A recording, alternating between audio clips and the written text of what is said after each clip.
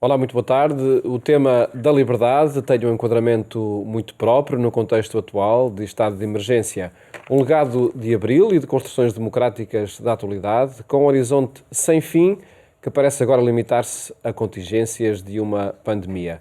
Dois polos de uma análise que agora queremos propor-vos, contando com a presença neste programa de Américo Pereira, professor de Filosofia na Faculdade de Ciências Humanas da Universidade Católica Portuguesa.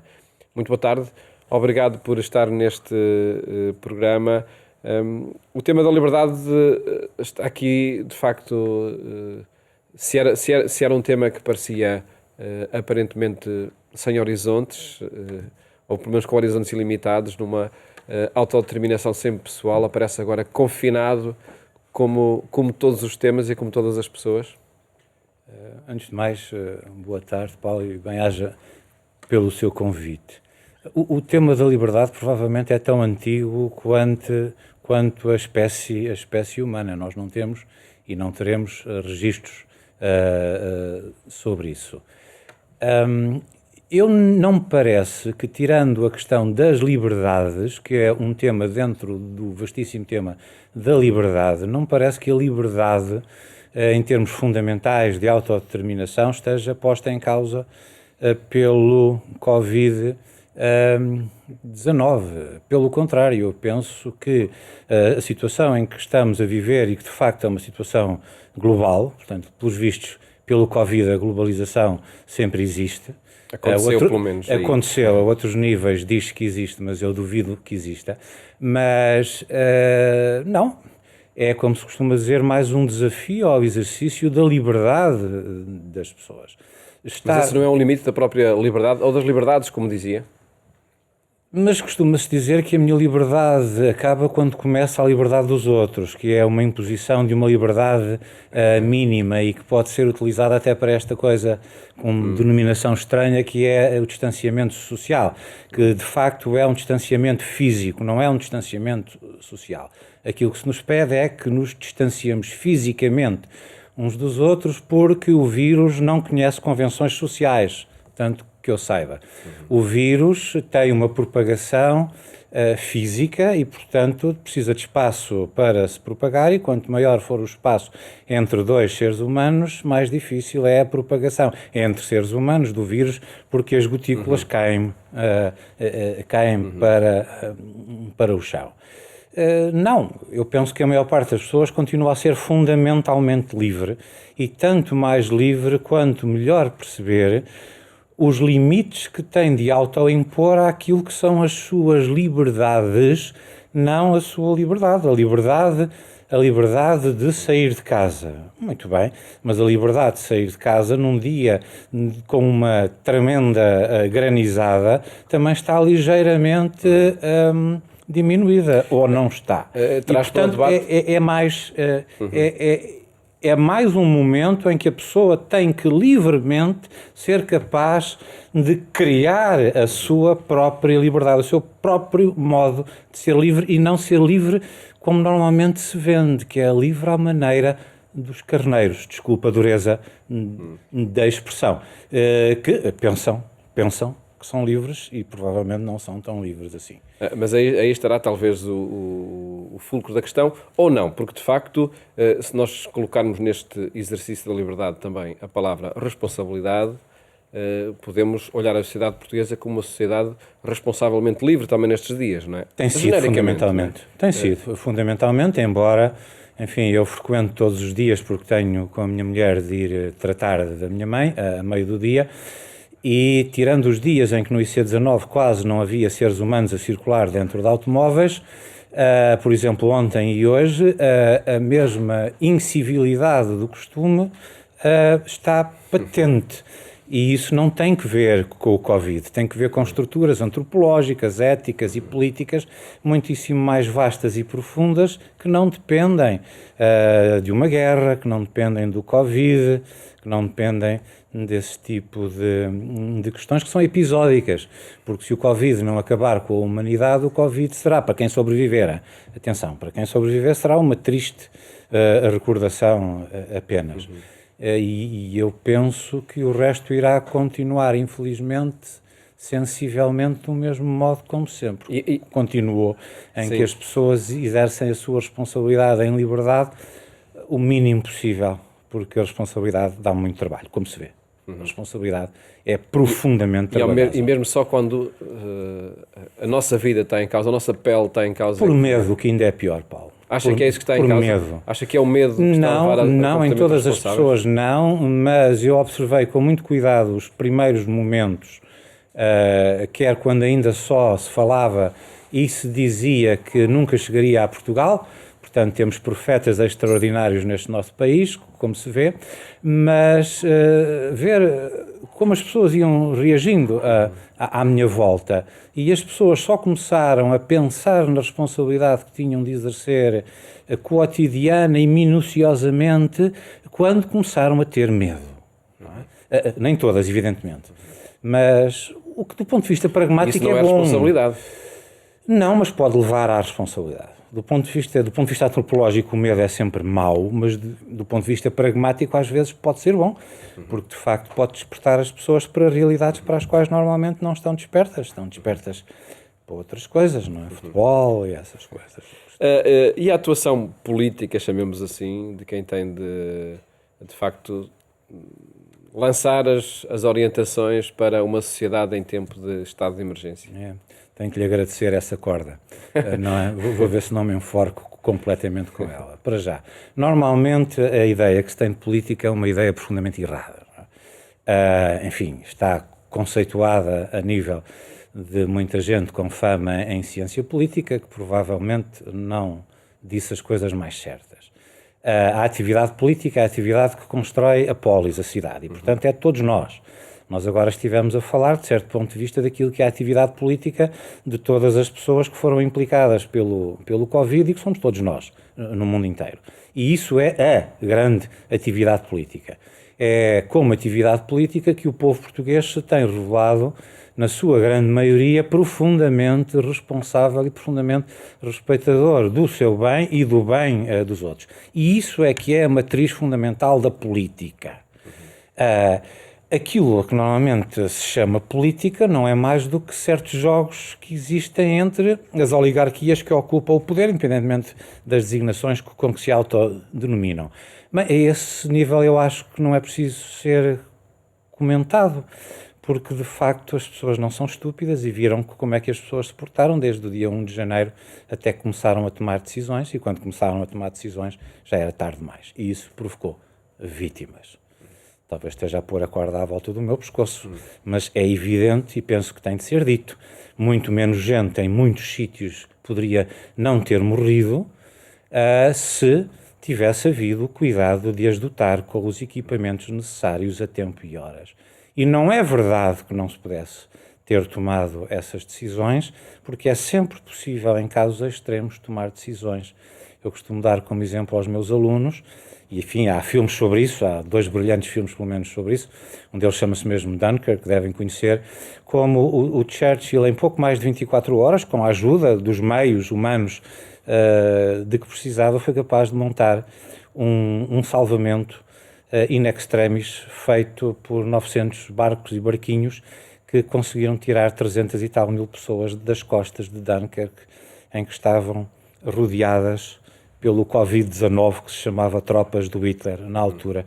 E isso foi feito, foi montado em 24, 48 horas e foi feito em cerca de uma semana. E, portanto, é assim que se deve trabalhar. E não se pode dizer que não haja grandes exemplos, porque até há filmes de Hollywood sobre isso. E, portanto, não é daquelas coisas que os eruditos leem, que estão cheias de pó lá num armário qualquer. Toda a gente tem a obrigação de saber isto. E toda a gente tem a obrigação, quando ocupa tais cargos e é pago pelos povos para ocupar tais cargos, para trabalhar para o bem dessas pessoas, tem a obrigação de saber isto, tem a obrigação de saber que não é quando as coisas já estão de tal maneira avançadas que não há modo algum de trabalhar bem que se deve começar a trabalhar. E estamos nesse estado? Não, estamos num estado muito melhor porque de facto houve muita gente que começou a trabalhar, que não tem as desculpas da lei, leis que são feitas pelos mesmos que se desculpam com as leis que fizeram e portanto é muito estranho. Não é? E começaram a trabalhar, e neste momento há gente a produzir máscaras por todo o lado, há costureiras a produzir máscaras. Não serão as melhores máscaras, sim, mas são melhor do que máscara nenhuma. E, de facto, as empresas começaram a produzir, e até empresas que não produziam máscaras começaram a produzir máscaras e a oferecer máscaras. Ouvi falar na Vuitton, ventiladores, coisas de ventiladores, etc. Tudo isso podia ter sido começado a ser fabricado a partir do dia 1 de janeiro, porque é incrível que os serviços secretos não tenham avisado os respectivos governos de que isto estava a acontecer. Foi a economia incrível que falou mais alto? Não. Foi a incapacidade dos políticos ao tal nível. A incapacidade. É assim. E neste caso a sociedade civil acabou por... As empresas, as instituições acabaram por tomar um passo adiante à frente. Claro. É evidente, não é? O que funciona de facto é a dita sociedade civil, que é outro termo que eu não sei bem o que é que quer dizer, não é? Mas sim, são as pessoas concretas que, com o seu trabalho e a sua dedicação, são aquelas enfermeiras lindíssimas e mais belas ainda por terem a cara marcada pelo amor com que trataram as pessoas. E muitos desses estão mortos. E muitos desses não vão ter futuro. E muitos desses, se alguém tivesse feito alguma coisa a tempo e horas, poderiam ainda estar vivos. E isto é incontornável. As vidas que se perdem, de facto, são incontornáveis, cada uma delas, não é? Depois faz-se assim um encómio, estamos muito agradecidos, com um bocadinho de boa vontade fazem um monumento discreto e barato, e essas pessoas que deram a vida pelas outras vão ser esquecidas. É assim que costuma ser, infelizmente. Estamos em estado de emergência. Acha que a sociedade se apercebeu do que é que isto significa? Eu penso que sim, eu penso que a maior parte das pessoas, é evidente que eu não posso saber o que é que a sociedade pensa, não é? Porque isso, enfim, é como eu não sou Pelos Deus, indicadores eu que acredito temos, em Deus, mas não sou Deus, vendo, não é? Não é? Mas aquilo que se vai vendo, penso que sim, quer dizer, o IC19, que é a via com mais trânsito em Portugal, na véspera da Páscoa e na Páscoa tinha retas inteiras em que estava apenas o meu automóvel, enfim, eu tinha o direito de o fazer e, pelos vistos, quem não tinha o direito de o fazer, pura e simplesmente não o fez. Foi talvez a maior onda de civismo que eu vi em Portugal depois, e que talvez supere o caso em que eu também estive metido, da tragédia de Timor, em que houve, não sei, as pessoas provavelmente já não se lembram, não é, mas em que houve um levantamento espantoso do povo português que chegou a bloquear o Pentágono, o que é obra. Agora, talvez ainda estejam por descobrir as consequências de um estado de emergência deste género, da paragem que está a acontecer no país, que tem de ser, por causa da saúde de todos nós, mas com consequências, sobretudo as sociais, que vão ser muito graves. O país não parou. O país não parou agora, como não parou quando foi da questão da Troika. Também se dizia que o país tinha parado. É evidente que o país não tinha parado. Está-se a falar em quebras possíveis de um mínimo de 8 até um máximo de 20 do PIB, o que significa, se 20 do PIB falhar, quer dizer que há 80% do país a produzir PIB, não é? Portanto, o país não parou, e este tipo de afirmações são alarmistas e são epistemologicamente erradas. O país não parou. A grande parte do país, uma parte do país que não deveria parar em circunstâncias normais, é evidente que está parada. As consequências vão ser, penso eu, muito piores do que nós possamos neste momento imaginar se não forem tomadas medidas atempadamente. E isso também já foi feito. É claro que agora até ferozes economistas da escola de Chicago provavelmente se irão converter ao keynesianismo, não é? Por uns dias. Mas, por alguma razão, o presidente Roosevelt fez o que fez quando da luta que teve que empreender contra a Grande Depressão nos Estados Unidos. Por exemplo, a famosíssima ponte Golden Gate é um produto, aliás, belíssimo, da luta contra o desemprego nos Estados Unidos, com a injeção de capitais do Estado americano. Só com uma diferença: o Estado americano tinha capital. Não é? E nós temos vivido num mundo em que a regra tem sido desbaratar as riquezas dos povos, porque a riqueza não é do Estado, não é o Estado que está a dever. O Estado é uma abstração. A administração pública não é uma abstração, existe, está lá. Não é? Mas o Estado é uma abstração. Não é? Portanto, o Estado não deve nem deixa de dever. Quem deve somos nós. E o que se fez foi descapitalizar os países de tal maneira que muitos dos países têm que viver de mão estendida. E há quem não goste de estar constantemente a pagar aquilo que são os erros, pelo menos eles consideram que são os erros dos outros povos e, portanto, como é que se pode fazer alguma coisa de jeito? É evidente que a administração pública e quem a governa vai ter de tomar medidas excepcionais. Estamos num tempo excepcional e vamos estar num tempo excepcional durante muitos meses. Está toda a gente a falar na hipótese de rapidamente se encontrar uma vacina, mas isto é, até para ateus, de uma fé extraordinária, porque nada garante. Nada garante. Quer dizer, não é científico estar-se a dizer uma coisa destas. Imagine-se que não se consegue. Mas imagine-se que não se consegue encontrar. Já há curas definitivas para o cancro? Não. Há quanto tempo se trabalha para encontrar curas definitivas para o cancro? Portanto, isto não é assim, isto não é mágico. E o pensamento mágico está na origem de muito do que de errado está a passar neste momento no mundo. Portanto, o tempo de emergência, de excepcionalidade, vai continuar durante muitos meses, anos talvez. E muito diferentes vão ter de ser também comportamentos, decisões políticas, há um novo paradigma social que temos que implementar. As decisões dos encarregados do bem público vão ter de ser, pelo menos agora, sábias. E de facto é preciso começar a criar, não é empregos, é postos de trabalho úteis para começar a pôr as pessoas a trabalhar, independentemente de mas aquela pessoa foi treinada para, está bem, aquela pessoa foi treinada para, mas para durante os próximos meses poder ganhar dinheiro, se calhar tem que ir fazer outra coisa qualquer. Ou então não há maneira de ganhar dinheiro. E as subvenções estatais podem durar alguns pouquíssimos meses. E se durar 24 meses, 36 meses, como é que é? O Estado português pode endividar-se até 250% do PIB. Pode. Mas isso é crível? Não é. E o problema há de ser conjugado também à escala europeia, pelo menos, não é? Se não mundial. Pois, sendo que aí é outro debate que... A Europa deveria pelo menos começar a soletrar o termo Europa para ver se consegue compreender minimamente o que seja. Não é? A Europa parece que só ganha juízo no final de cada catástrofe terrível. Algum juízo, não é? Ganhou algum juízo, pouco, no final da Primeira Guerra e no final da primeira grande pandemia dos tempos modernos. Os últimos números de que eu ouvi falar foram de 50 milhões de seres humanos, ou seja, 5 vezes mais do que a própria guerra, 50 milhões de seres humanos. É uma coisa absolutamente terrível. Não é? No final da Segunda Guerra Mundial, sobretudo com o aparecimento daquilo que mais tarde veio a ser a União Europeia, e que com Churchill, de início, já em 42, foi pensada como uma União Europeia, ainda não estamos lá. Portanto, estamos com quase 80 anos de atraso. Revelou haver algum sentido de responsabilidade comunitária, verdadeiramente comunitária. Hoje em dia chama-se comunidade a tudo. Não é? A comunidade dos mafiosos, por exemplo, que é uma coisa interessantíssima. Mas verdadeiramente comunitário. Se os responsáveis políticos europeus e os povos europeus não perceberem que têm que constituir uma real comunidade, todos vamos perder.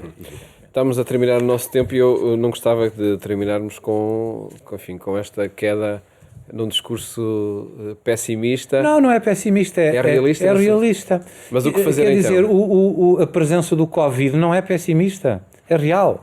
Não, o que é preciso é trabalhar, que é um termo que anda muito pelos bas-fonds da vida política. O que é preciso é trabalhar, o que é preciso é pôr as pessoas a trabalhar. Onde? Há quem seja pago e bem pago para pensar nisso. E há muito que fazer.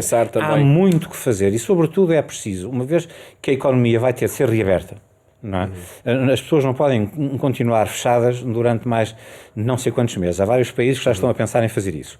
Bem, mas para isso acontecer tem de haver condições. Nós estamos aqui a falar sem máscaras.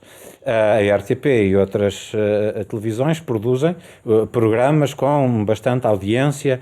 Bem, provavelmente terão de pensar numa forma medicamente aceitável de ter essas pessoas afastadas e com máscaras a fazer o costume, a bater palmas. Não se percebe se as pessoas estão a sorrir ou não, mas algo do género, isto é anedótico, evidentemente, repensar, mas algo do género tem de ser pensado e tem de ser expandido. E isto não é pessimismo, isto é realismo. Sem isto, então, a realidade vai ser péssima, porque sem isto, sem meios, é preciso meios. O que não houve até agora foi meios. Não vale a pena estar a mentir às pessoas.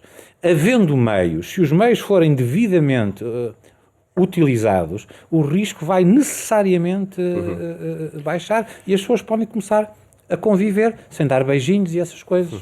Perguntava-lhe ainda sobre o papel de instituições como a Igreja Católica neste O papel da Igreja Católica é o papel de sempre, apoiar aqueles que necessitam. Isso não é pouco?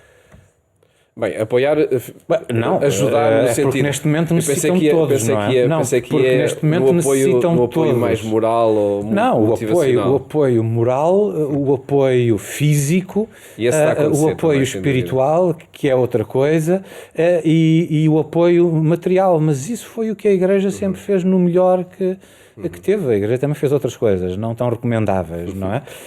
Tem de o fazer e tem de o fazer provavelmente de uma forma também ainda mais excepcional, ou seja, aumentando. Mas a Igreja somos todos nós e, portanto, não é a Igreja, é a hierarquia. Estamos à espera que 4.000 padres resolvam o problema, pois não vão. Vão ajudar muito, mas não vão resolver. Como é uma referência muito breve ainda ao que o Papa Francisco, que era um desígnio do Papa Francisco para estes meses, a economia de Francisco e o cuidar da casa comum, são questões que pôr as questões assim, pôr este problema nestes termos parece ser, enfim, pouco recomendável também, mas o vírus veio ajudar a resolver. Não, o vírus infelizmente veio a sublinhar as palavras do Papa com um amarelo muito forte. Porque grande parte disto, como é evidente, tem que ver com o modo ecologicamente errado como nós vivemos. É que a ecologia não é aquela coisa acrescentada para certas pessoas fazerem carreira. Não, a ecologia ou ecologia significa o sentido da casa. Não é? Que não é separável de uma oeconomia, que não é governo, é a lei da casa, não é? O governo seria uma oicocibernomia, se quiser, já agora, não é? O grande problema é que nós, ecologicamente, estamos a viver mal, estamos a viver económica ou ecologicamente mal, e isto vê-se. Então onde é que estavam as máscaras?